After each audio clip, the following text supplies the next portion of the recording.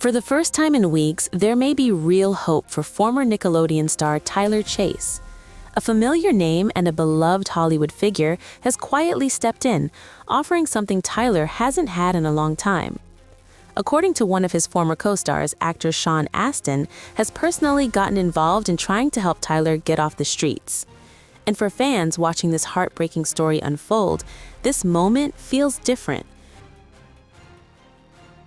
Because Astin isn't just any actor to Tylor Chase, he's a hero. Tylor is a huge Lord of the Rings fan, and meeting Astin, who played Samwise Gamgee, meant more than just a celebrity encounter. It was someone he admired, reaching out in real life. The update comes from Daniel Curtis Lee, Tylor's Ned's Declassified School Survival Guide co-star, and one of the few people actively trying to help him right now. Daniel says shortly after spending time with Tylor, someone assisting him reached out with unexpected news. Astin wanted to meet. Astin reportedly hoped that speaking with Tylor directly might encourage him to accept help and step away from life on the streets. That meeting happened. And on Christmas Day, Daniel says he spoke with Tylor over FaceTime, where Tylor reflected on the experience. By all accounts, it was positive. Worth noting, Astin currently serves as the president of the Screen Actors Guild, adding even more weight to his involvement.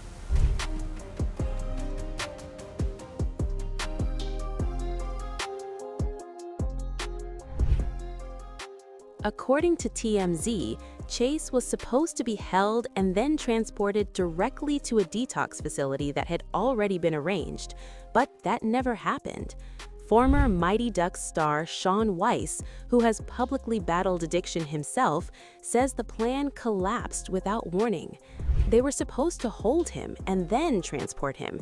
Instead, they let him out without contacting any of us, Weiss told TMZ. I don't like talking about this. I feel like I'm violating Tylor's privacy, and I'm a comedian. These are not the kind of clicks I want. Having said that, people are demanding an update on Tylor Chase. Here's the update. We're having a really hard time. Tylor has to want to go to treatment. All the resources are available to him, and it's very frustrating because there is no system in place to help people like this. And our only option now is to what? Watch him wither away on the street? Jake, who everyone knows, has made it his life's purpose to watch over Tylor, to make sure nothing happens to him on the street. He's been out there for the last week, keeping an eye on him.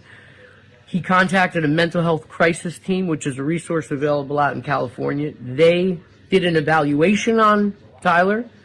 They agreed that he needed help. They took him away in an ambulance where he was supposed to be kept for a few days, sort of a Baker Act situation. They did not keep him. They released him in the middle of the night. Jake went and found him. It was like 1, 2 o'clock in the morning, and called the mental health crisis team again. They came out and did another evaluation, and despite the condition that Tylor was in, they left him on the street. So we don't really know what to do. I'll tell you what's not helpful is the people that want to go and see him to get a selfie for their Instagram and giving him money. That's working against us. From what I hear from Jake, when he got out of the hospital, he was fairly lucid. He was very receptive to treatment. Then he met up with some people, took some pictures, and long story short, when Tylor's using, he's not receptive. So please, if you could refrain from doing that, I get it. People are weird. It's not helping. He needs a little space right now. And we don't know what to do. I'll be out in California next week. I'll be able to help Jake keep an eye on him, but we need some help. We need some help from the county of Riverside. Everybody knows he's out there on the street. Nobody's doing anything. This can't be possible. So that's the situation. Everyone who's reaching out with resources and money, I'm taking your name down, but money is not what we need right now. And I don't know what else to say. That's the update. During that evaluation, Weiss claims Chase was smoking meth, barefoot, without a jacket, in freezing temperatures. TMZ later obtained video showing Chase asleep on a stoop in Riverside, alone.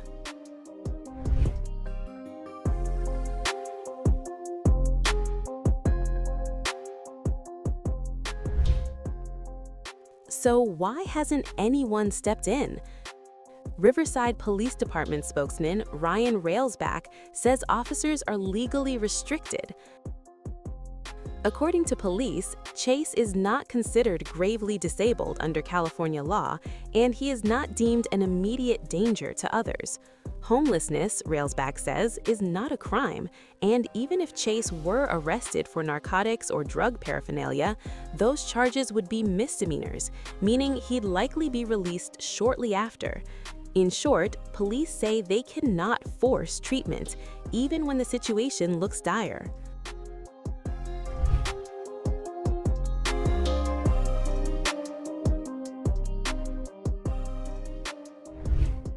Advocates haven't given up. Local Riverside resident Jacob Harris, who first found Chase living on the streets earlier this year, has repeatedly called crisis teams to intervene. Update on our favorite guy, Tylor. So there's been a lot going on behind the scenes, and I really only want to make update videos when I feel like they could be helpful for Tylor. So we were able to get him in on a 36-hour medical hold, which in that time they're able to get him clean, detoxed. He's physically clean. In that time, we wanted to make sure that when he was released, that we had a game plan. He wasn't just released back on the streets and rinse, wash, repeat. So we had a professional rehabilitation coach fly out from Boston to be ready to speak to him. We had his family on the phone, and we also had a plan C, which was to bring another crisis team in to do another on-site evaluation. He was not at the time willing to accept help from the rehabilitation coach, although he was very receptive toward the information. So we were able to call another crisis team. They came out and evaluated him. Since he was of sound mind, cleaned up, and not in immediate danger, they weren't able to take him. So this video is basically to inform the city, and if we could get a hold of anybody at the city, that when Tylor does come in for help, we do not let him slip through the cracks. He has his family ready to help out. He has an entire team. We have a plan after we get him mentally well, get him back on his medication to get him all better. So the city of Riverside, we're asking you, when Tylor comes in, do not let him slip through the cracks. He has help. He has a way out of this. Also, if you're in the area and you see Tylor, wave at him, tell him you love him. Please don't do what I did, give him money or film him. That was not the right thing to do. None of us know how to navigate this. But please, if you see him, give him space. Also, if you see myself, his family, or professionals come to speak with him, please, please, please do not interfere. I know this should go without being said, but it has happened. We're here to help, and we want to see him better, and that's it. So, City of Riverside, this is on you guys. We are going to get him to you, but once he's there, please do not let him slip through the cracks. If you guys know anybody in the mental health centers, if you work there, please spread this along to them that we have a plan. It's the ball's in your guys' court. Do not let him slip through the cracks. We love you guys, and we'll update you as soon as we feel it's necessary.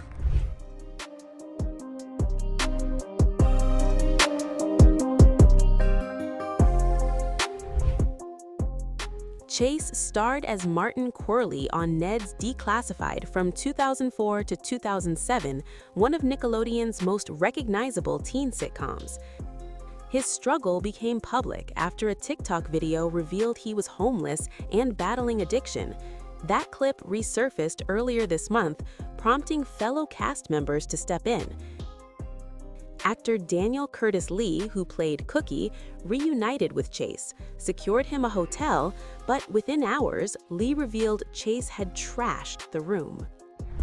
Happy holidays, everyone. I hope you're somewhere nice and warm with your families. Unfortunately, Tylor Chase is not, and this is the case for millions of other Americans. All right, the hotel situation. We got Tylor shelter. Hooray, everyone's happy. Tylor's happy. Not the case, guys. We got him into the hotel, and just that night, I receive a call from management. They're upset. The door is left open. Why is there a microwave in the tub? The refrigerator's turned over.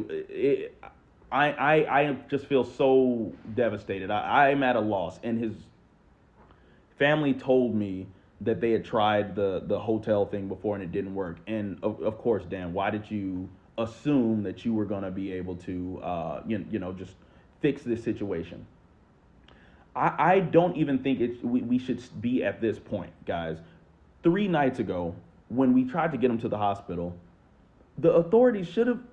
I don't understand how a system could be in place, right? We have all these social systems where help should be provided for these people facing mental health issues, drug abuse issues, right? Taxpayers vote on this stuff all the time. 5150 exists. A third party should be able to get someone into treatment, get them a psychological evaluation to figure out what is going on and allow them to detox. I'm just crushed that these systems are not working effectively. They're not quality systems. LA, we got to do better. Well, Riverside County at this point, and California, there's the CARE Act. Let's make sure that it is functioning. There's no reason that his family should not be able to get him help. I'm really feeling devastated here. I do want to send a thank you to people that have been supporting, the people on the ground. Blaze Pizza has given Tylor free pizzas until the 31st. Now I gotta say, guys, do not just take the plug and abandon my boy. The 31st, all right, that's coming up soon, right? He'll be out of food soon. Please stay with him. Provide him a safe haven there at that facility. He loves your pizza. Guys, I think that it is time to put in a call for 5150, but I also need insight from you all. Do you think that's fair to have a third party call and get someone entry into a facility when you know they need the treatment and they're gravely mentally disabled? We have to do something before it's too late for Tylor. We have to do something, guys. And I just want a little insight. Anyone who has battled with drug addiction in the past and anyone who's battled with mental health problems, what would your perspective be? Or if you've actually experienced 5150, in a way that was helpful,